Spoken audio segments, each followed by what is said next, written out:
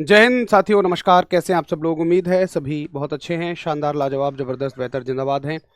मेरे सभी साथी अच्छे सच्चे मन के बेहतर बच्चे एकदम बढ़िया तरीके से अपनी तैयारी लेकर चल रहे हैं। उम्मीद है भाई बड़ी मेहनत आप सभी कर रहे हैं। और अच्छा, एक बात बताओ कि अगर किसी ने एक 2026 का इनटेक पहले से दे रखा था तो किस किस का नाम पीएसएल में आया है, यानी कि किस किस का नाम सिलेक्शन लिस्ट में आया है? एक बार बताओ सभी। सभी को जय हिंद, सभी को जय Hind. Good morning, good morning, नमस्कार सभी को, राधे राधे। किस किस का नाम पीएसएल में आ गया है, फटाफट से एक बार बताइए सभी। राधे राधे, नमस्कार, जय हिंद भाई, जय हिंद, जय हिंद, जय हिंद। चलो सर, मेरे भाई का आया है, वो आपसे ही पढ़ा था भाई, वाह, वेरी गुड। भाई को शुभकामनाएं बोलना भाई। और देखो ना, जैसे भाई ने सिलेक्शन लिया है वैसे ही आपको भी सिलेक्शन लेना है। अच्छा, जैसे आप सभी के आसपास जो साथी सेलेक्ट होते होंगे, चाहे वो भाई हों, पड़ोसी हों, रिश्तेदार हों, कोई भी हों, और जब वो कहते होंगे कि मैं भी आरडब्ल्यूए से पढ़ा था और मेरा भी सिलेक्शन हुआ है, तो आपको ऐसा लगता होगा कि यार ठीक है, चलो मैं सही हाथों में हूँ, मेरा भविष्य मैंने सही हाथों को सौंपा हुआ है और यहाँ से सिलेक्शन हो जाएगा। और बच्चे, पता है, मैं ये कहता भी हूँ कि हमारे यहाँ से तो हमेशा हर बार ऑल इंडिया रैंक 1 निकल ही रही हैं। इस बार भी देखोगे आप, जब सम्मान समारोह में बच्चे आएंगे तो ऑल इंडिया रैंक 1 हर स्टेट से बच्चा है। अब स्टेट वाइज कट ऑफ जाने लग गई है, तो हर स्टेट से ऑल इंडिया रैंक 1 बच्चा है। अब बच्चे ऑल इंडिया रैंक 1 भी लाते हैं, लेकिन बहुत सारे बच्चे ऐसे भी होते हैं कि भाई जो सेलेक्ट भी नहीं हो पाते हैं। लेकिन इसमें ये बताइए कि फॉल्ट किसका माना जाए, या टीचर्स का माना जाए या बच्चे का माना जाए? तो यार टीचर्स तो उस बच्चे को भी वही पढ़ा रहे हैं जो ऑल इंडिया रैंक 1 ला रहा है, और उसको भी वही पढ़ा रहे हैं जो सिलेक्शन नहीं ले पा रहा है। तो मेरे हिसाब से तो कहीं न कहीं उस बच्चे की थोड़ी मेहनत में कमी रह जाती होगी, जो सिलेक्शन नहीं ले पा रहा है। इसलिए आप सभी को ज़बरदस्त धांसू वाली मेहनत करनी है, एकदम शानदार तरीके से, ताकि आपकी भी अपने स्टेट में ऑल इंडिया रैंक 1 ही आए। चलो बताओ भाई, कैसे-कैसे हो सभी लोग? सब ठीक-ठीक? अच्छा, चलो निशु, बहुत बढ़िया, थैंक यू। मनीष भाई, आप बनो, हमारी पंचायत में कोई भी एयरफोर्स में नहीं है, आप बनो सबसे पहले एयरफोर्स वाले साथी। चलो चलो, वेरी गुड, वेरी गुड। भाई का आर्मी में हो गया है आपसे पढ़कर। निर्जला, बहुत बढ़िया, वेरी गुड। भाई को मेरी तरफ से सल्यूट बोलना। भारत माता की सेवा में आप सभी जा रहे हैं, वेरी गुड, बहुत बढ़िया। हरिओम भाई, अब की बार सिलेक्शन हो जाएगा, पक्का सिलेक्शन हो जाएगा। चलो बच्चे, शुरू करें। तो मेहनत करो सभी अच्छे से, है ना, करना है सभी को, सिलेक्शन लेना है, बहुत बड़ी जिम्मेदारियां हैं। चलिए मुद्दे पर आ जाते हैं और शुरू करते हैं अपने फ्रिक्शन को, घर्षण को। और कल हम लोगों ने फ्रिक्शन में क्या क्या पढ़ लिया था बच्चा पार्टी? कल हम लोगों ने देखा कि फ्रिक्शन क्या होता है। फ्रिक्शन, फ्रिक्शन क्या होता है कि भैया किसी भी चीज़ में रुकावट डालेगा। फ्रिक्शन कितने तरह का होता जी? 3 तरह का होता। फ्रिक्शन होता स्टैटिक फ्रिक्शन, काइनेटिक फ्रिक्शन, और काइनेटिक फ्रिक्शन, और लिमिटिंग फ्रिक्शन, यानी कि स्थैतिक घर्षण, सीमांत घर्षण, गतिक घर्षण। 3 तरह का फ्रिक्शन हमने देखा। उसके अलावा हमने उसके बारे में कुछ इम्पोर्टेंट पॉइंट पढ़े। फिर हमने फ्रिक्शन के नियम पढ़े, फ्रिक्शन के लॉज पढ़े कि क्या फ्रिक्शन के नियम होते हैं, फ्रिक्शन किस चीज़ पर डिपेंड करता है। और उसी में एक चीज़ आई, कोएफिशिएंट ऑफ फ्रिक्शन, यानी कि घर्षण का गुणांक, जो बताता है कोई भी सतह कितनी खुरदरी है या कितनी चिकनी है। यहाँ तक किसी को कोई दिक्कत नहीं होगी। अब बच्चा अगले पॉइंट पर चलते हैं, और एक बड़ा ही शानदार सा पॉइंट है मेरे पास, जिसका नाम है घर्षण कोण, एंगल ऑफ फ्रिक्शन। देखो, एंगल ऑफ फ्रिक्शन क्या होता है, घर्षण कोण क्या होता है। देखो बच्चा पार्टी, ये एक सतह है, ठीक है, और वस्तु यहाँ पर रखी हुई है, ये वस्तु रखी हुई है। अब होगा क्या कि इसका भार जो है, वेट जो है, वो नीचे की तरफ काम करेगा, और इस पर नॉर्मल रिएक्शन ऊपर की तरफ काम करेगी। बोलो यस और नो। अच्छा, फ्रिक्शन फोर्स जो है वो यहाँ काम करेगा। ये है वेट, ये है नॉर्मल रिएक्शन, और ये है फ्रिक्शन फोर्स। अब अगर तुम फ्रिक्शन फोर्स और नॉर्मल रिएक्शन दोनों का रिजल्टेंट निकालो, दोनों का परिणामी निकालो, परिणामी का मतलब तुम ये देखना चाहो कि इन दोनों का संयुक्त प्रभाव कितना है, इन दोनों का कंबाइन इफेक्ट कितना है, तो आप ये सोचोगे यार एक बल तो इसको ऊपर खींच रहा है, एक बल पीछे खींच रहा है, तो वस्तु जाएगी कहाँ? हमने ये वेक्टर में पढ़ा था, वस्तु कहाँ जाएगी? ना तो इसकी तरफ जाएगी ना इसकी तरफ जाएगी, ये वस्तु कहीं बीच में जा रही होगी, ये वस्तु कहीं बीच से निकल के जा रही होगी, यानी कि वस्तु जाएगी ऐसे करके। इस तरीके से, ठीक है। और ये हो जाएगा इसका रिजल्टेंट यानी कि परिणामी। किस किस का परिणामी है ये? प्रतिक्रिया का, रिएक्शन का और घर्षण का, फ्रिक्शन का। तो ये जो एंगल बनता है, ये जो एंगल बनता है इसको हम दिखाते हैं घर्षण कोण कहते हैं। और मैंने यहाँ किससे दिखाया है इसको? चलो थीटा से दिखा लेते हैं, ठीक है। आगे कुछ और ना ले लें बस हम। तो घर्षण कोण को हम थीटा मान लेते हैं। कहने को कुछ भी दिखा लो जो आपका मन हो, हमने दिखा दिया इसको थीटा से। यही होता है घर्षण का कोण, फ्रिक्शन का एंगल।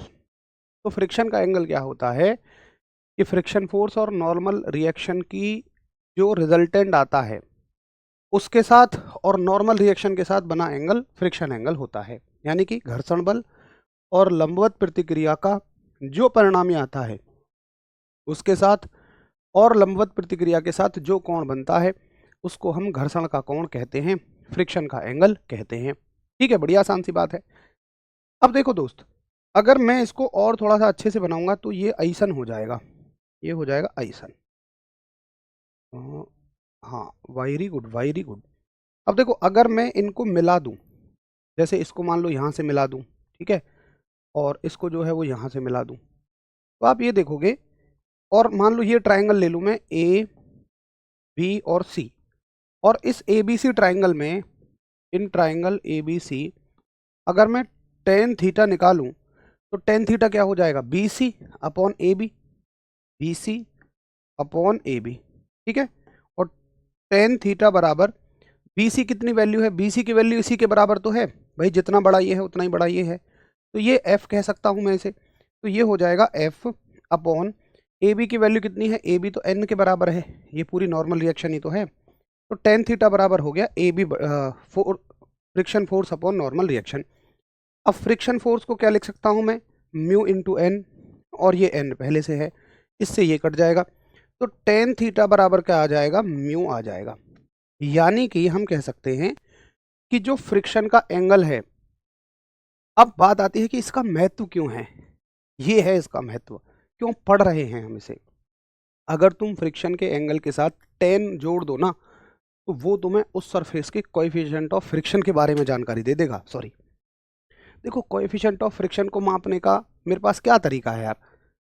मान लो कोई सतह कितनी चिकनी या कितनी खुरदरी है, मैं कैसे मापूंगा उसको? वैल्यू कैसे बताऊंगा, उसकी संख्या कैसे बताऊंगा? ये तो मैं कह दूंगा कि ये ज़्यादा चिकनी है या ज़्यादा खुरदरी है, लेकिन उसको संख्या में कैसे परिभाषित करूंगा? तो संख्या में परिभाषित करने के लिए मेरी मदद करता है ये। मैं उस सतह पर किसी भी वस्तु को रखूंगा, यहाँ का मुझे एंगल पता लग जाएगा। मान लो जैसे मुझे एंगल दे दिया, मुझे एंगल पता ही लग जाएगा, एंगल आराम से कैलकुलेट कर सकता हूँ मैं। मान लो मुझे एंगल पता लग गया कि भाई इसका है 30 डिग्री, और मुझे कोएफिशिएंट ऑफ फ्रिक्शन पता करना है, तो मैं क्या कहूँगा? म्यू बराबर टेन थीटा टेन 30 1/√3, और म्यू बराबर √3 का मतलब 1.732। इसको सॉल्व करके देख लो, यही फ्रिक्शन आ जाएगा। तो किसी भी सतह का कोएफिशिएंट ऑफ फ्रिक्शन में थीटा की मदद से पता लगा सकता हूँ। बोलो, आ गई बात समझ में? एक बार हम सब करोगे, ठीक है भैया, इतना मुझे क्लियर है, बड़ी आसान सी बात है।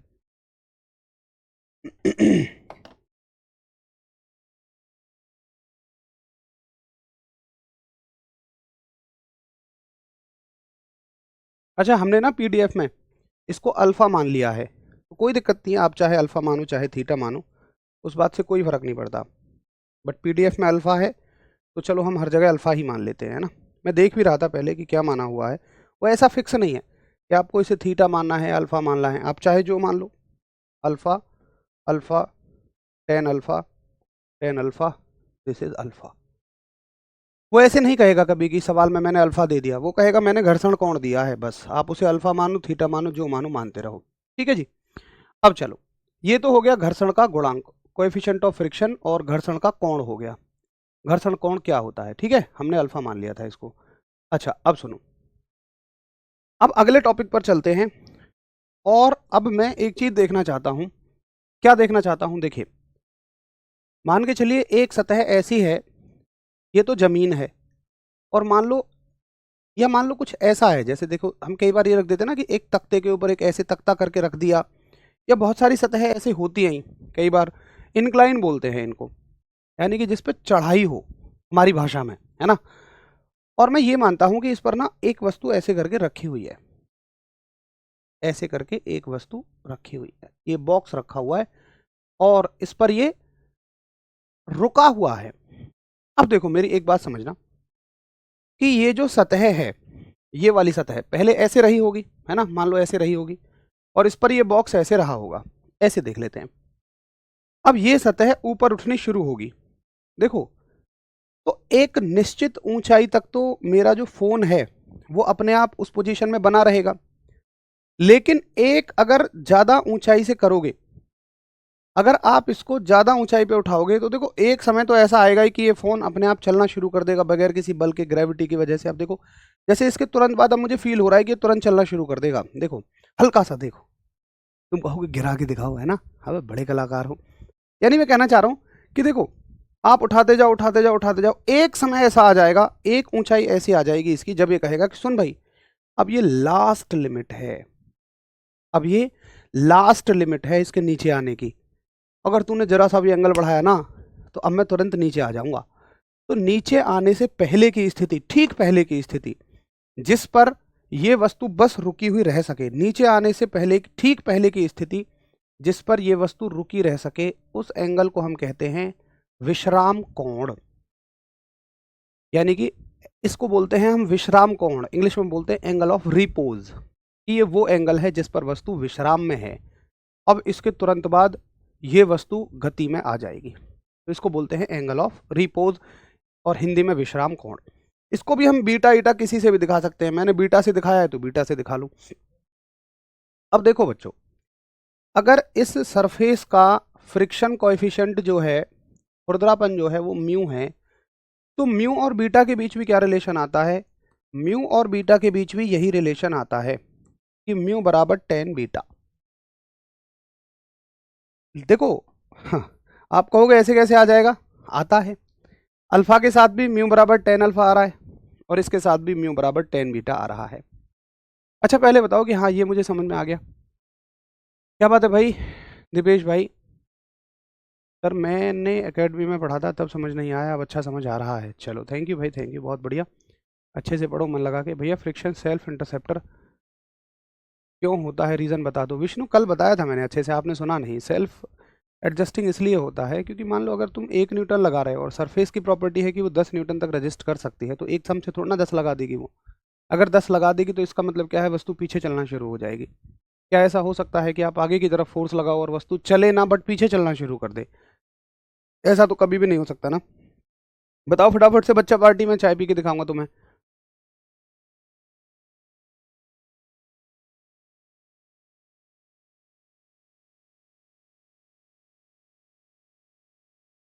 बहुत बढ़िया अंशिका, हाँ, अधिकतम कोण को ही हम विश्राम कोण कहते हैं, बिल्कुल सही बात है।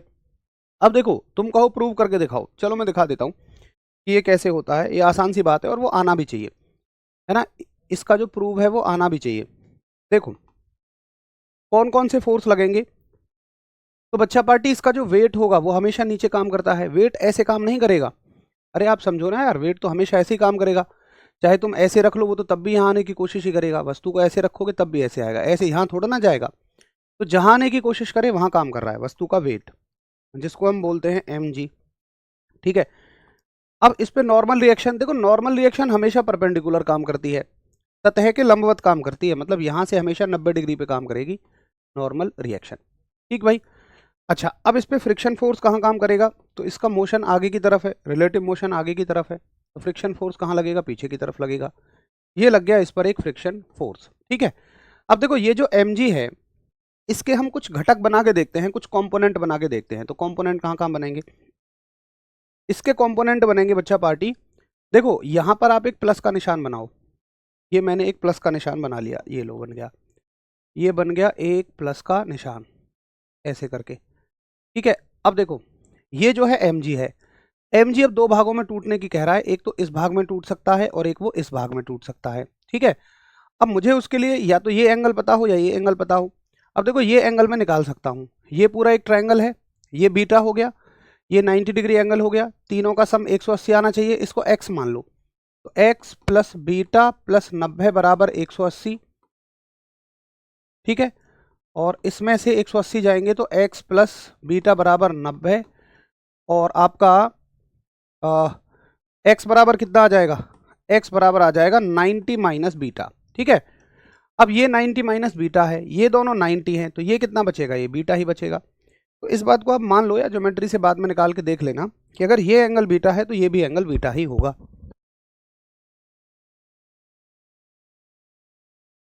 ठीक है, चलो अब देखो बच्चा पार्टी, इसका मतलब ये हुआ कि mg के दो कंपोनेंट होंगे, बीटा जिससे लगा हुआ है उससे तो होगा mg cos बीटा, ठीक है, और जिससे नहीं लगा हुआ उससे हो जाएगा mg sin बीटा। अब देखो अगर ये वस्तु रुकी हुई है तो इसका मतलब क्या है, अब पता है इसका रोल खत्म हो गया, अब हम इसकी जगह इन दोनों को देखेंगे। तो कुल मिलाकर 4 फोर्स हैं यहाँ पर, 1 2 3 4, जिनमें से देखो दो ये दोनों एक दूसरे को रोके हुए हैं और ये दोनों एक दूसरे को रोके हुए हैं, भाई तभी तो वस्तु नहीं चल पा रही है। और वस्तु नहीं चल रही है तो ये चारों फोर्स में ये दोनों एक दूसरे के बराबर होंगे और ये दोनों एक दूसरे के बराबर होंगे। तो मैं कहूँगा कि n बराबर तो हो जाएगा, या पहले यहाँ से लिख लो कि F बराबर तो हो जाएगा mg sign beta, friction force बराबर mg साइन बीटा, और n बराबर mg कॉस बीटा, n बराबर mg कॉस ऑफ बीटा। दोनों को अगर डिवाइड करोगे mg से mg कट जाएगा, f अपॉन n बराबर वही चीज़ आ जाएगी साइन बटे कॉस टेन बीटा, और फिर से वही f की जगह म्यू इंटू एन रखोगे तो बराबर टेन बीटा, और n से n कट जाएगा तो म्यू बराबर टेन ऑफ बीटा। हालांकि हमें इतनी लंबी चौड़ी डेरिवेशन को नहीं समझना, इसका एक भी पार्ट हमें नहीं समझना, बट आपकी उत्सुकता थी और ये थोड़ा आसान था तो आराम से इसको हम दिखा सकते थे करके कि म्यू बराबर भी क्या होता है, टेन बीटा ही होता है। अब देखो एक बात मैं आपसे पूछता हूं कि भैया विश्राम का कोण क्या था, अल्फा, भाई म्यू के बराबर भी टेन अल्फा था, ठीक है, और म्यू बराबर ही टेन बीटा भी है। अब बताओ इन दोनों को जब तुम कंपेयर करोगे, मान लो डिवाइड कर लो, म्यू से म्यू कट जाएगा, टेन से टेन कंपेयर हो जाएगा, तो क्या मैं कह सकता हूं कि अल्फा एंगल जो है वो हमेशा बीटा के बराबर ही होगा? बिल्कुल मैं कह सकता हूं कि विश्राम कोण जो है, जो एंगल ऑफ रिपोज है, वो फ्रिक्शन एंगल यानी कि घर्षण कोण के बिल्कुल बराबर होगा। इस बात को मैं दावे के साथ कह सकता हूं भाई।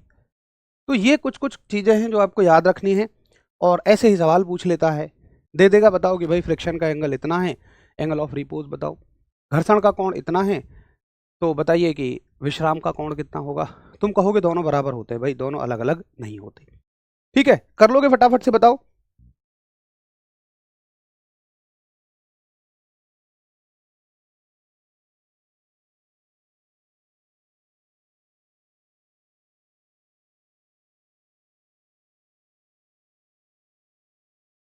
ठीक है, अब देखो एक चीज समझो, अब मान के चलो कि तुम इससे ज्यादा एंगल रखोगे तो वस्तु फिसलना शुरू करेगी, और अगर तुम इससे कम एंगल रखोगे तो वस्तु जो है वहीं की वहीं रुकी रहेगी।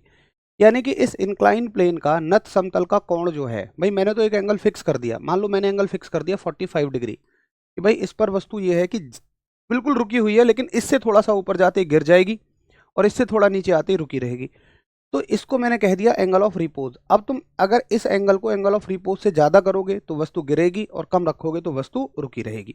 ये चीज़ें मैंने यहाँ लिख दी हैं, यहाँ से सवाल भी आ जाता है, आसान सी बातें हैं। अब देखो, अब इसी में यही अगर मान लो ये वस्तु किसी एक्सेलरेशन के साथ आ रही हो, एक्सेलरेशन के साथ कैसे आएगी, बड़े ध्यान से सुनना है मेरी बात आपको। देखो जब तक ये दोनों फोर्स बराबर हैं, ये दोनों बराबर हैं, तो भाई तब तक तो ये वस्तु नीचे नहीं आएगी। लेकिन अगर तुम एंगल को बढ़ाओगे ना तो होगा क्या, एंगल को बढ़ाने से ये फोर्स बढ़ना शुरू हो जाएगा, और जैसे जैसे ये बढ़ेगा तो भाई फिर तो वस्तु नीचे आनी शुरू हो जाएगी।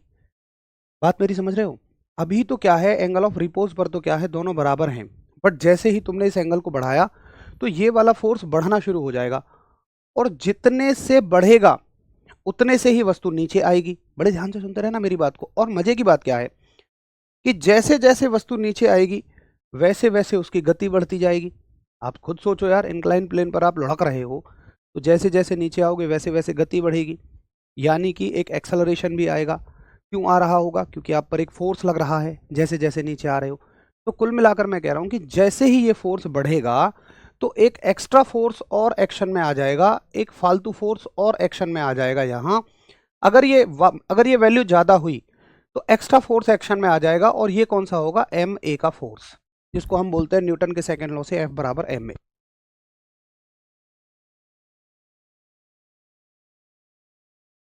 देखो बच्चों, आप इस बात को बड़े गहराई से समझो, बहुत बच्चा रटता है। एफ बराबर एम ए का फोर्स कहाँ आता है, हम न्यूटन के सेकंड लॉ वाला फोर्स तब आता है जब इन दोनों में से कोई ज्यादा हो। अगर ये ज्यादा होगा तो भाई वस्तु ऊपर की तरफ जाएगी, तो एम ए का फोर्स ऊपर होगा। अगर ये ज्यादा है तो ये एक्स्ट्रा फोर्स है, मतलब ये वो फालतू फोर्स है जितना ये बढ़ा है। मान लो पहले जो है दोनों 20-20 थे, ये 20 ये भी 20 था, लेकिन फिर ये मान लो बढ़ गया, ये हो गया 20 से बढ़ के 22, ठीक है। तो ये जो एक्स्ट्रा फोर्स है दो का, ये दो का किसके बराबर है, एम ए के बराबर है।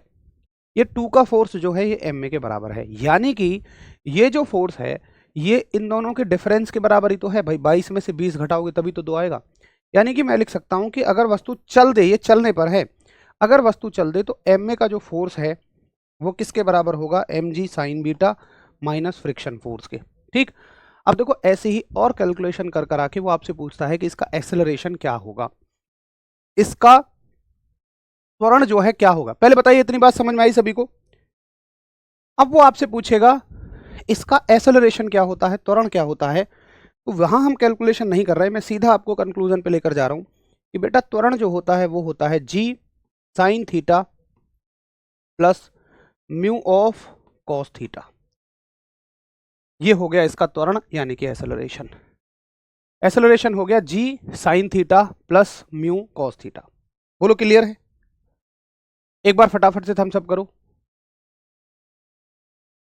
कि हाँ जी भैया मुझे ये बात समझ में आ गई है कि ये फोर्स हो गया g sine theta mu cos theta.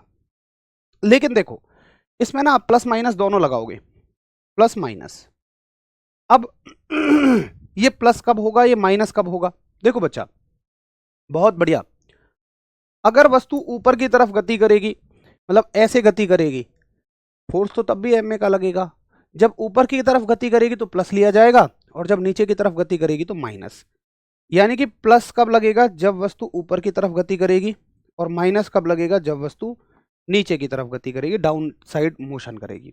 ये सब मैंने लिख दिया है, आप निश्चिंत रहिएगा। आपको सीधा सीधा फॉर्मूला याद रखना है, ऊपर की ओर गति करेगी तो ये हो जाएगा, और नीचे की ओर गति करेगी तो ये हो जाएगा। एक बार फटाफट से बताओ हाँ जी क्लियर है। अगर हाँ तो मैं आपको एक ऐसे कंसेप्ट पर लेकर जाऊंगा कि आपको ना सुनकर मजा ही आ जाएगा। अरे भैया शिवम प्रदीप एक बात बताऊं, जब मैं चीज़ों को डायरेक्ट बता रहा होता हूं तो समस्या क्या है कि आप लोग ये सोचते हो यार समझ नहीं आया। भाई डायरेक्ट बताने में समझना क्या है, अगर मैं इसकी डेरिवेशन कराता, मान लो मैंने इसकी डेरिवेशन कराई, आप तब कहो समझ नहीं आया तो मैं दोबारा समझाऊं भी।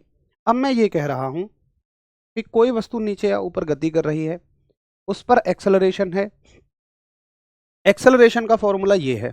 अब इसमें समझना क्या है, बस उसमें इतना याद रखना है, ऊपर जाएगा तो प्लस, नीचे जाएगा तो माइनस। अब मुझे बताओ कि इसमें क्या समझ नहीं आया, मतलब मैं तो फिर ये सोचता हूँ कि यार मैं समझाऊं क्या। सीधा फॉर्मूला याद रखना है कि अगर एक्सेलरेशन का फॉर्मूला है ए बराबर g in bracket sine theta plus mu cos theta या minus mu cos theta, that's it, है ना। चलो, तो इसमें समझने वाला कुछ है ही नहीं मेरे हिसाब से, इसमें याद करना है आपको, आराम से आप याद कर लोगे, ठीक है। अब देखो एक मुद्दा और आता है बच्चों, एक बहुत शानदार कंसेप्ट मैं आपको बता रहा हूँ। वो आपसे पूछेगा कि देख भाई ये सरफेस है, ये इंक्लाइन सरफेस है, किसी एंगल बीटा पर जो कि एंगल ऑफ रिपोज है पर वस्तु रुकी हुई है, ठीक है। और जैसे ही हमने एंगल बढ़ाया, रिपोज के एंगल से ज़्यादा किया, तो वस्तु नीचे चलना शुरू कर देगी, और जब वस्तु नीचे चलेगी तो उसके द्वारा तय की गई दूरी कितनी होगी, इससे रिलेटेड एक सवाल आता है, और बहुत बहुत बहुत इंपॉर्टेंट सवाल आता है बच्चों। अब देखो बड़ी सिंपल सी बात है, तुम क्या कहोगे कि यहां से यहां तक मैं इक्वेशन ऑफ मोशन लगा दूंगा, थर्ड इक्वेशन ऑफ मोशन।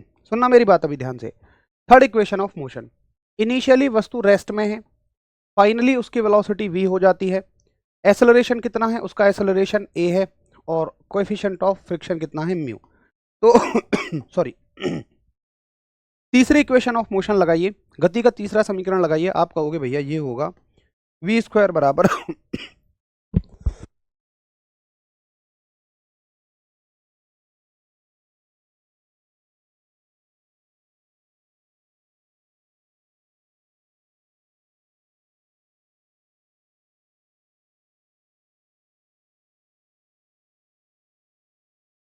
फॉर्मूले में थीटा कौन सा एंगल है आपने कंसेप्ट में तो नहीं बताया। अच्छा ठीक है, मैं बता देता हूँ, ये अच्छा डाउट है। देखो ये कह रहे हैं कि यार यहाँ थीटा कहाँ से आ गया। देखो बच्चे, ये तब के लिए है जब वस्तु मोशन कर रही है, जब वस्तु गति कर रही है।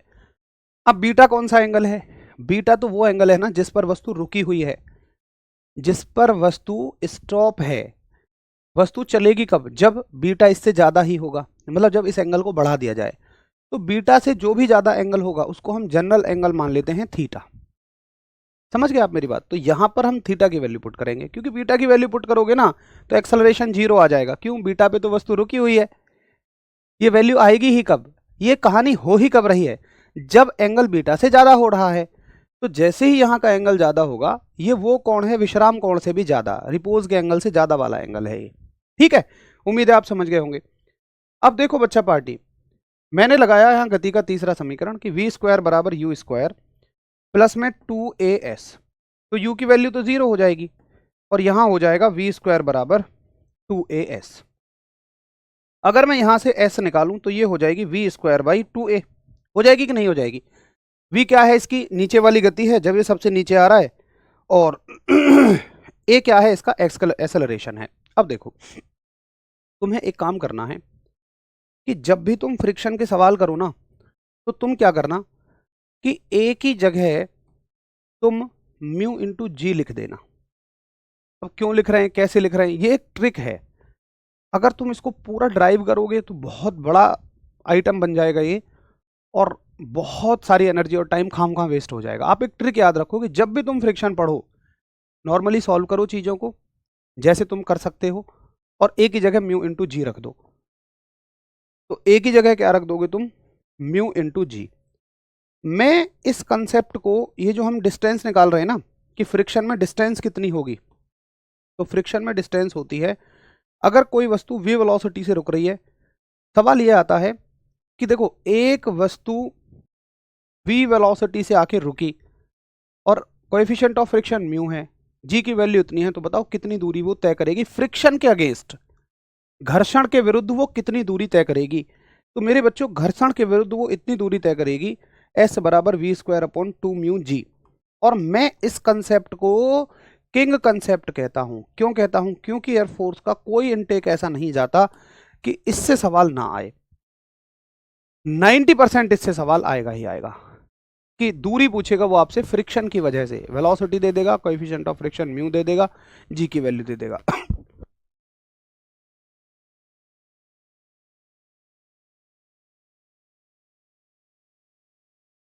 तो बताओ बच्चों एक बार कि हाँ जी भैया मुझे आपकी बात समझ में आ गई है बड़े अच्छे से। सुंदरम यार तुम ध्यान से सुनते हो तो नहीं हो क्या? म्यू की वैल्यू कितनी होती है, कितनी होती है? एक बार कल की क्लास देखो यार, हद करते हो। पता है मुझे बताने में 1 सेकंड लगेगा, लेकिन फिर मैं समझता हूँ कि फिर तो आपको कुछ भी क्लियर नहीं है, अगर यही क्लियर नहीं है तो। अच्छा बाकी सब बच्चे बताओ, म्यू की वैल्यू कितनी होती है? क्या ये फिक्स हो सकती है यार? नहीं हो सकती है, तो सरफेस पे डिपेंड करेगी। वो सवाल में देगा आपको, वो सवाल में आपको देगा भाई 0.1 है, 0.3 है, 0.2 है, वट एवर द वैल्यू वो देगा, गिवन होगी ये वैल्यू, है ना? ये फिक्स थोड़ी हो सकती है। ठीक है, तो आप इस दूरी को हम कहते हैं अवरोधन दूरी, इसी दूरी को हम कहते हैं interception distance due to friction. अब वो आपसे पूछ लेगा, कई बार समय पूछ लेता है कि बताओ समय कितना लगेगा, तो आप कहोगे यार समय भी यहां से हम निकाल सकते हैं। भाई दूरी, ये दूरी हो गई, तो चाल बराबर दूरी बटे समय। चाल कितनी है v, दूरी कितनी है s, समय कितना है t, तो t बराबर हो जाएगा s बाई वी। s की वैल्यू पुट कर दो, कितनी है? We square upon 2 mu G, और एक v पहले से है, इससे ये कट जाएगा, तो समय हो जाएगा v अपॉन 2 म्यू जी। ठीक है, ये आ गया टाइम। टाइम भी निकाल लोगे। लेकिन देखो एक चीज याद रखना, अब हम ये गलती करते हैं, देखो ये सारी चीजें ना ट्रिक से चल रही हैं, बस आपको क्या करना है, आपको ये याद रखना है कि यहाँ 2 नहीं आता है। अब वो क्यों नहीं आता है, या तो ट्रिक से याद रख लो या फिर मैं पूरी डेरिवेशन कराऊं। बस आप याद रख लेना कि दूरी में 2 आता है लेकिन यहाँ 2 नहीं आता है। t बराबर v अपॉन, सिंपल हम रख देंगे म्यू जी। बहुत बढ़िया भाई सुनील, एकदम गजब की नॉलेज है यार तुम्हारी, तो वेरी गुड। तो यहाँ से बस हम 2 हटा देंगे, बाकी सब कुछ क्लियर है। अब देखो यहाँ से बच्चों सवाल कैसे बनेगा, सवाल ऐसे बनेगा कि बताओ, बहुत अच्छा सवाल बनता है कि जो वस्तु के द्वारा तय की गई अवरोधन दूरी है, यानी कि जो इंटरसेप्शन डिस्टेंस है, रेजिस्टिव डिस्टेंस है, इसका म्यू के साथ कैसा रिलेशन होता है? तो आप कहोगे कि ये जो है ना दूरी वेग के वर्ग के अनुक्रमानुपाती होती है, वेलोसिटी के स्क्वायर के डायरेक्टली प्रोपोर्शनल होती है। अब देखो सवाल कैसे देगा, वो सवाल कहेगा, एक क्वेश्चन देख लेते हैं। वो कहेगा कि मान लो किसी वेग 10 मीटर पर सेकंड पर जब वस्तु रुकी तो उसने 50 मीटर की दूरी तय की। अगर वही वस्तु 15 मीटर पर सेकंड पर रुकती या मान लो 20 मीटर पर सेकंड पर रुकती तो कितनी दूरी तय करती? तो एक बच्चा क्या सोचेगा, यहाँ ये डबल हुआ है तो इसको भी डबल कर दूं, लेकिन नहीं, आपको बताना है, मान लो इसको 1 मान लो, 1 पे 1 है तो 2 पे कितनी होगी। अब मुझे पता है कि जो s है ना वो डायरेक्टली प्रोपोर्शनल है यू स्क्वायर के, यानी कि s1 अपॉन s2 बराबर u1 अपॉन u2 का whole square. s1 upon s2 कितना है 50 बटे, और s2 कितना है निकालना है, और u1 बटे u2 10 बटे 20 इसका क्या कर देना है, होल स्क्वायर कर देना है। ठीक है, 10 से 2 बार कट जाएगा तो ये हो जाएगा 50 बटे s2 बराबर 1/2 यानी कि 1/4, और 50 में 4 की गुणा कर दो तो 5 चौके 20, ये हो जाएगी 200 मीटर। तो s2 हो जाएगी 200 मीटर, 200 मीटर। ठीक है, तो वो डबल नहीं करना है, 50 का डबल 100 मत कर देना, वो स्क्वायर के साथ रिलेशन रख रही है तो वो 4 गुनी हो जाएगी, और 50 का 4 गुना 200 हो जाएगा। इस तरह से बनाना है आपको। ठीक है, तो फटाफट से थम्स अप करो। हाँ जी, क्लियर है।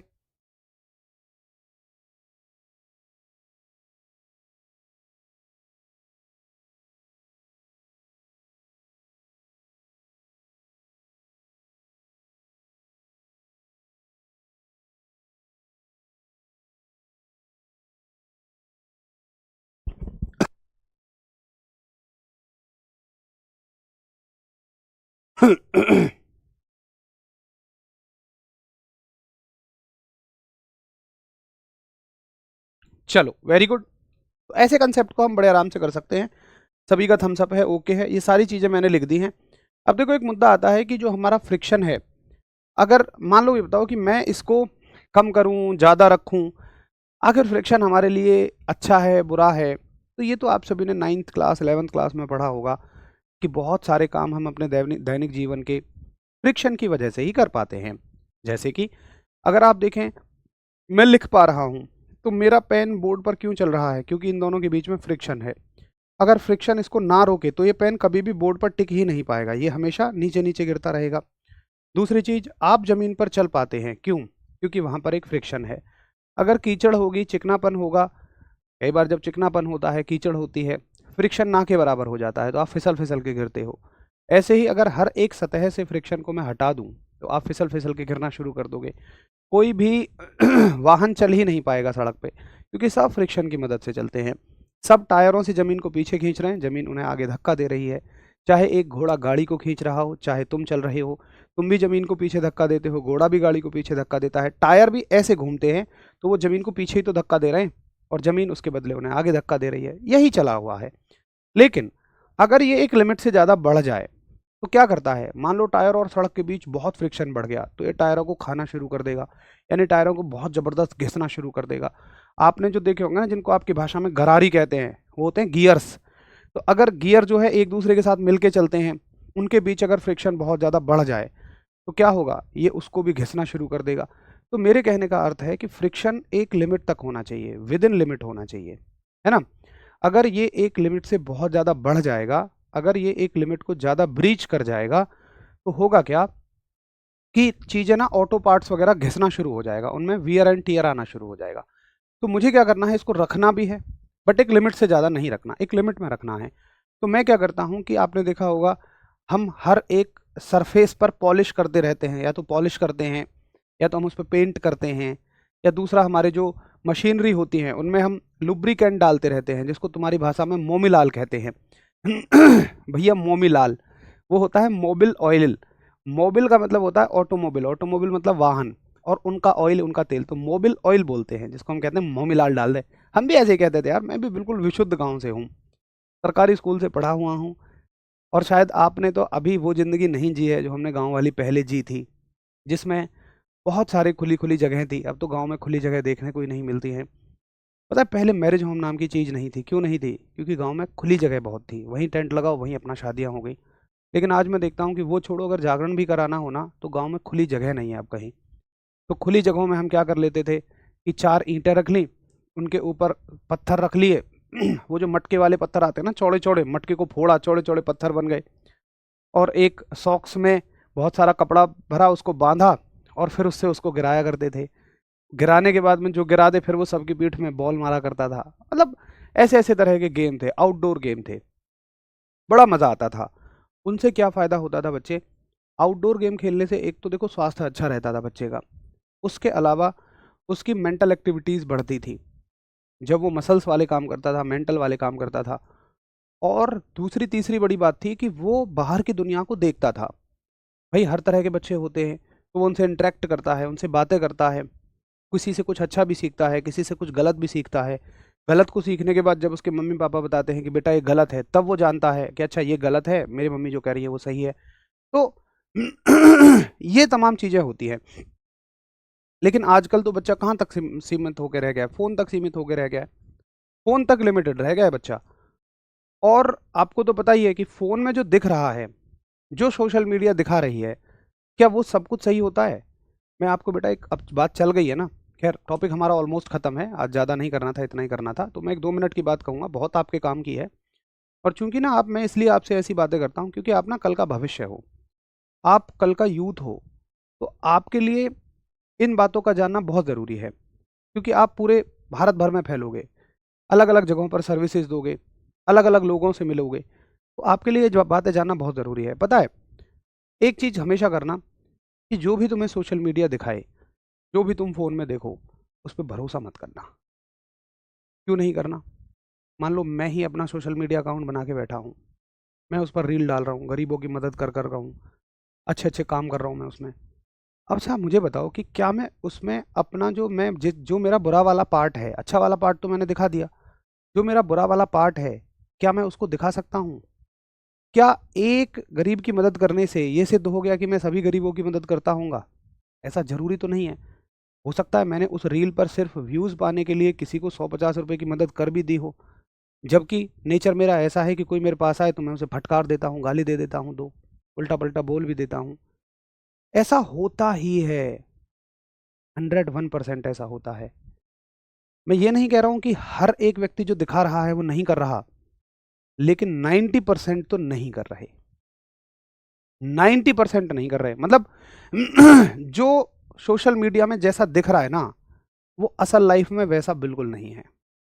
तो इसीलिए मैं कह रहा हूँ कि सोशल मीडिया से किसी व्यक्ति के बारे में अवधारणा मत बना लेना कि ये व्यक्ति ऐसा ही होगा। मैं किसी भी एंगल से कह रहा हूँ, चाहे आप व्यक्तिगत एंगल से देखो, चाहे आप राजनीति के एंगल से देखो, अगर आपको किसी नेता आदि को जानना है, तो सोशल मीडिया से मत देखो। यार सोशल मीडिया पे तो हर आदमी अच्छी-अच्छी बातें ही दिखाएगा अपनी, पॉज़िटिव-पॉज़िटिव चीज़ें ही दिखाएगा। उसके बैकग्राउंड में जाके रिसर्च करो, अगर आपको किसी व्यक्ति के बारे में अवधारणा बनानी भी है तो, अगर आपको सच में जानना भी है तो। मैं धार्मिक एंगल से भी कह रहा हूँ, अगर आपको कोई भी धर्म से जुड़े हुए व्यक्ति, अपने पर्टिकुलर धर्म से जुड़े हुए व्यक्ति बहुत अच्छे लग रहे हैं, तो आप केवल सोशल मीडिया देख के मत कहो। आप बैकग्राउंड में जाओ, उनके साथ जो लोग रह रहे हैं, उनसे पूछो। किसी भी व्यक्ति के व्यक्तित्व की जानकारी सिर्फ़ तभी पता लग सकती है जब आप उसके साथ महीने भर, 2 महीने, 3 महीने बैठ के गुज़ारो।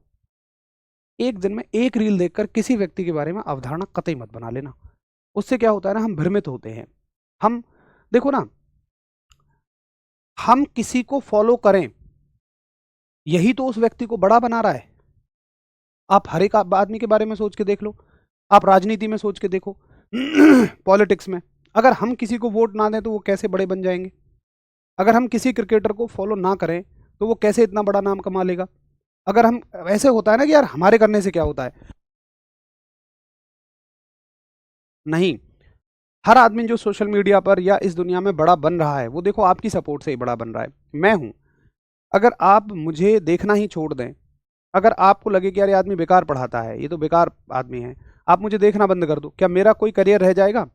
अगर आज मुझे लोग भारतवर्ष में जानते हैं कि भई एयरफोर्स में अच्छा पढ़ाते हैं, आरडब्ल्यूए को जानते हैं, अंकित भाटी सर को जानते हैं, क्यों जानते हैं? आपकी वजह से जानते हैं। तो वो सब कुछ आप हैं। इसलिए आपकी ज़िम्मेदारी ये बनती है कि आप सही लोगों को फ़ॉलो करें। मैं ये नहीं कह रहा हूँ किसी को फ़ॉलो नहीं कर रहा है या सभी गलत हैं या मैं ही बहुत अच्छा हूँ, मैं अपनी तो बात ही नहीं कर रहा हूँ। मुझे भी अगर जज करना है आपको तो मेरी यहाँ की बातों से मत करना। आप मेरे साथ रह रहे किसी व्यक्ति से पूछना, जो मेरे साथ महीने भर, 2 महीने, 6 महीने, साल भर, 10 साल रहा हो, उससे बात करो, उससे पूछो वो आदमी कैसा है, वो आपको जेन्युइन बातें बताएगा। आ रही है आपको बात समझ में? इसलिए आपका जरूरी है, आप हर व्यक्ति को जिसके बारे में अच्छी बुरी अवधारणा बनाओ, उससे पहले उसे अच्छे से जज करो, और करना भी जरूरी है, क्योंकि तुम ही लोगों से वो आदमी या तो ऊपर चला जाएगा। अगर मान लो हमने किसी गलत आदमी को ऊपर पहुंचा दिया, चाहे शासन के मामले में हो, चाहे धर्म के मामले में हो, हमने किसी गलत आदमी को बागडोर दे दी, तो क्या हमारा ही उसमें विनाश नहीं है? 100% हमारा ही विनाश है।